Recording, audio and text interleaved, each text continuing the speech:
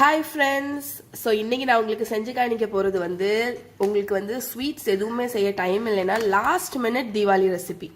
So கொஞ்ச நேரம் உங்களுக்கு இருக்கு ஒரு செமையான எம்மியான ஒரு ஸ்வீட் பண்ணணும் அப்படின்னா இந்த ரெசிபி பண்ணலாம். இது குலாப் ஜாமுன் இல்லை, இதுக்கு பேர் மக்கன் பேடா. ஸோ இது ஈஸியாக ஆக்குறதுக்கு வேண்டி நான் இன்ஸ்டன்ட் குலாப் ஜாமுன் மிக்ஸ் வச்சு தான் யூஸ் பண்ணுறேன். ஸோ எம்டிஆரோட இன்ஸ்டன்ட் குலாப் ஜாமுன் மிக்ஸ் தான் யூஸ் பண்ணுறேன்.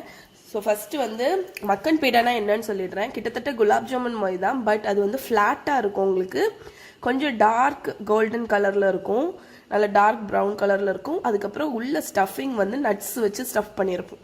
ஸோ அதுதான் குலாப் ஜாமுனுக்கும் மக்கன் பேடாக்கும் உள்ள டிஃப்ரென்ஸ். ஸோ இந்த குலாப் ஜாமுன் மிக்ஸை ஃபஸ்ட்டு ஓப்பன் பண்ணி இந்த கிளாஸ் பவுலில் நான் போட்டுற போகிறேன். ஏதாவது ஒரு பவுலில் போட்டுங்க.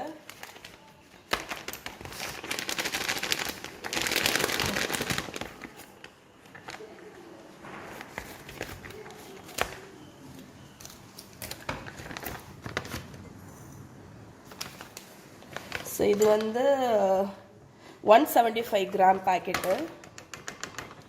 இப்போ யூஸ்வலாக தண்ணி ஊற்றி வெறுவோம். இப்போ நம்ம இதில் பால் ஊற்றி வெறுவ போகிறோம். ஸோ ஃபஸ்ட்டு நான் சப்பாத்தி மாவு எது வெறுவதாக இருந்தாலும் ஃபோர்க்கை வச்சு ஸ்டார்ட் பண்ணிவிட்டு கையை யூஸ் பண்ணுவேன். ஸோ மாவு நல்லா சாஃப்டாக நீங்கள் மிக்ஸ் பண்ணிக்கணும்.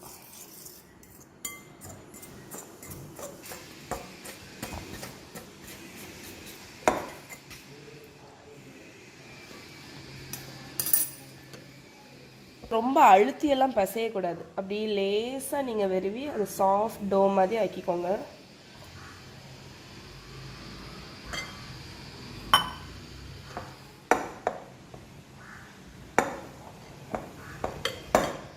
நம்ம ஒரு அரை மணிக்கூறாவது இது அப்படி ஒரு மூடி போட்டு மூடி ஓரத்தில் வச்சுருங்க. ஸோ இது ரெஸ்ட் ஆகிட்டு இருக்கிற டைமில் நம்ம சுகர் சிரப் பண்ணிடலாம். ரெஸ்ட் ஆகிட்டு இருக்கிற டைமில் நான் ஃபில்லிங்குள்ள திங்ஸ் எல்லாம் எடுத்துட்டேன். நான் இன்னைக்கு கேஷ்யூ நட், பாதாம், கிஸ்மிஸ் இந்த 3 தான் யூஸ் பண்ண போகிறேன். நீங்கள் யூஸ்வலாக மக்கன் பேடாலாம் போட மாட்டாங்க, வைக்க மாட்டாங்க உள்ள. ஆனால் சாக்லேட் சிப்ஸ் இருந்துச்சுன்னா அது வச்சிங்கன்னா கூட சூப்பராக இருக்கும்.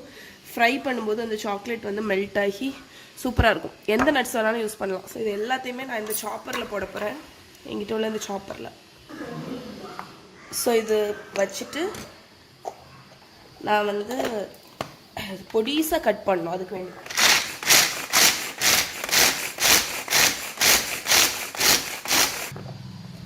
ஸோ நான் ஃபைனாக கட் பண்ணிட்டேன். ஸோ இதையும் ஓரத்தில் வச்சிடலாம். இப்போ சுகர் சிரப் பண்ணிடலாம். ஸோ இப்போ நான் இதில் 3 கப் சுகர் விட போகிறேன். அதே மாதிரி 3 கப் தண்ணி விட போகிறேன். நான் 3 கப் தண்ணி விட போகிறேன். ஸோ குலாப் ஜாமுனுக்கு நீங்கள் கம்பி பாகெல்லாம் எதுவுமே வைக்க வேண்டாம், ஒற்றை பதம் வந்தால் போதும். அதாவது பாயில் ஆனோடனே இப்படி வச்சிங்கன்னா ஸ்டிக்கியாக இருக்கும், ஒரு ஸ்டேஜ் பிசு பிசுன்னு இருக்கும். அந்த ஸ்டேஜில் தான் நீங்கள் ஆஃப் பண்ணணும். ஸோ இதை நல்லா கொதிக்கட்டும். கொதிச்சோன்னு உங்களுக்கு காணிக்கிறேன். ஸோ இப்போ நம்ம ஷேப் பண்ணிடலாம். ஸோ இதுக்கு கொஞ்சம் பெருசாக தான் நீங்கள் எடுக்கணும் மாவு. கையில் லைட்டாக எண்ணெய் தடவிக்கோங்க, எண்ணெயோ நெய்யோ.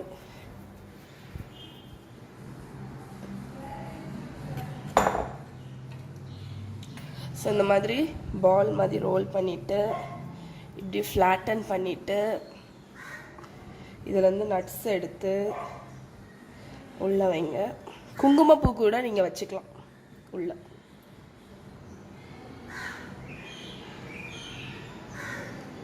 ஸோ இந்த மாதிரி நம்ம குலாப் ஜாமுன் பண்ணும்போது இதில் இன்னொரு அட்வான்டேஜ் இருக்குது. ஒன்று டேஸ்ட் என்ஹான்ஸ் பண்ணும். ஸோ இதை நான் சீல் பண்ணிட்டேன். சீல் பண்ணிவிட்டு ஸ்மூத்தாக ரோல் பண்ணிடலாம். ஒன்று டேஸ்ட்டை என்ஹான்ஸ் பண்ணும்.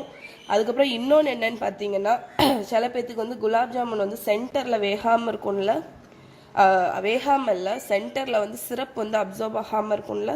ஸோ இந்த மாதிரி நீங்கள் பண்ணும்போது சென்டர்லேயும் சூப்பராக ஊறி இருக்கும். ஸோ மக்கன் பேடானால இதை நான் ஃப்ளாட் பண்ணிட்டேன். ஸோ இப்படி தான் பண்ணணும். இன்னொன்று உங்களுக்கு பண்ணி காணிக்கிறேன். ஸோ கொஞ்சம் மாவு எடுத்துட்டு, எப்போவுமே குலாப் ஜாமுன் ஸ்மூத்தாக வரணும்னா நீங்கள் அழுத்தி உருட்டணும். இப்படி அழுத்தி ஷேப் பண்ணிங்கன்னா உங்களுக்கு அந்த கிராக் எதுவுமே வராது. அதுக்கப்புறம் அதை ஃப்ளாட் பண்ணிவிட்டு நட்ஸ் எடுத்து தாராளமாக வைங்க உள்ள.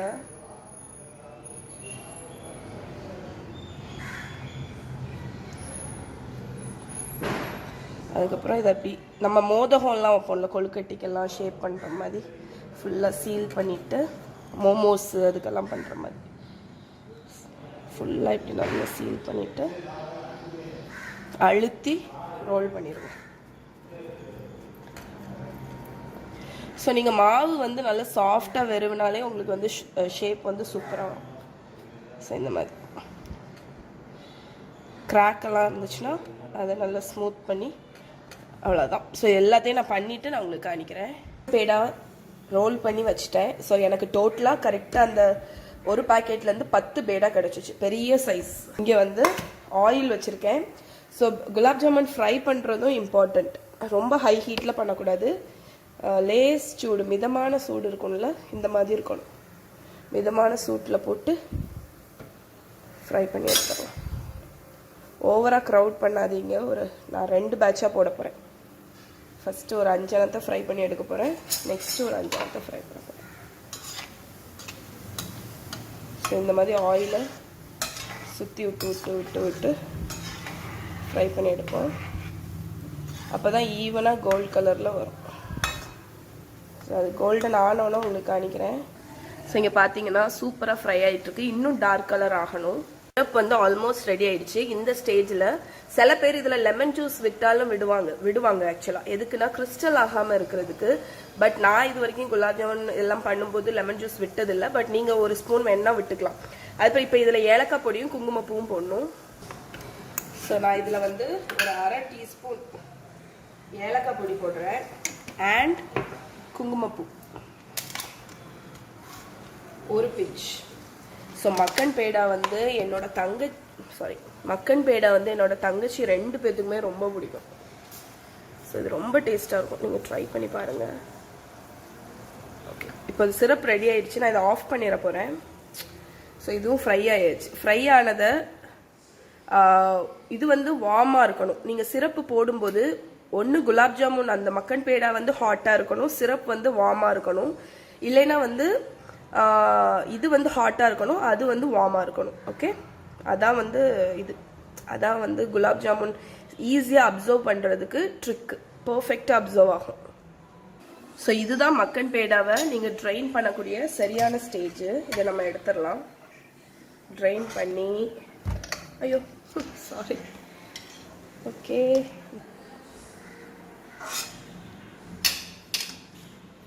இப்போ நான் நெக்ஸ்ட் பேட்சை போட்டுற போகிறேன். ஸோ நீங்கள் ஃப்ரை பண்ணும்போது இது கொஞ்சம் பெருசாகும். அதுக்கப்புறம் இதை சிரப்பில் போட்டு அது அப்சர்வ் ஆகும்போதும் கொஞ்சம் பெருசாகும். ஸோ நல்ல பெரிய சைஸாக இருக்கும். ஒரு மக்கன் பேடா வந்து ஒரு சர்விங்க்கு கரெக்டாக இருக்கும். மோர் தேன் இனஃப்னு சொல்லலாம். பர்ஃபெக்டாக இருக்கும். தீபாவளி நீங்கள் பார்ட்டி ஏதாவது வைக்கிறதா இருந்தால் சூப்பராக இருக்கும். செம்மையான ஒரு டிஷ்ஷு. ஸோ நம்ம சிரப்பும் நல்லா இதாகிடுச்சு. சூப்பராகிட்டு சாஃப்ரான் கலர் இன்ஃப்யூஸ் ஆகி இருக்குது. இதில் நம்மளோட மக்கன் பேடாவை போட்டு இது வந்து அப்சர்வ் ஆகுறதுக்கு ஒரு 2 hours ஆகும்.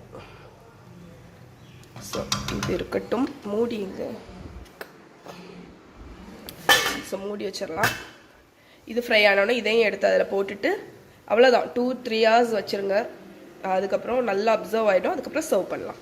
எவ்வளோ தூரம் பெருசாக இருக்குது பாருங்கள். நான் போடும்போது எவ்வளோ சின்னதாக இருந்துச்சு, உடனே அப்சர்வ் ஆகிடும். ரெடியாக எப்படி அப்சர்வ் ஆகிருக்குன்னு பார்க்குறதுக்கு பாருங்கள். செம்மையாக இருக்குல்ல, சூப்பராக அப்சர்வ் ஆகிருக்கு.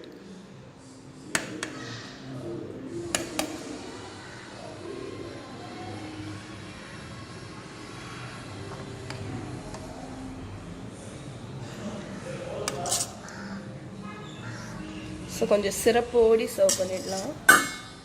ஸோ எவ்வளோ அழகாக ஊறி இருக்கு பாருங்கள். ஸோ இப்போ நான் இதை வந்து கட் பண்ணி காணிக்கிறேன்.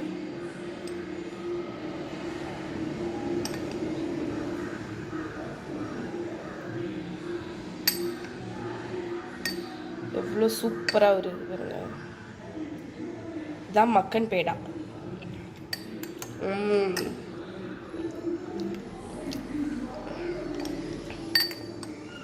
ஸோ இதுக்கு சென்டரில் நட்ஸ் எல்லாம் இருக்குது.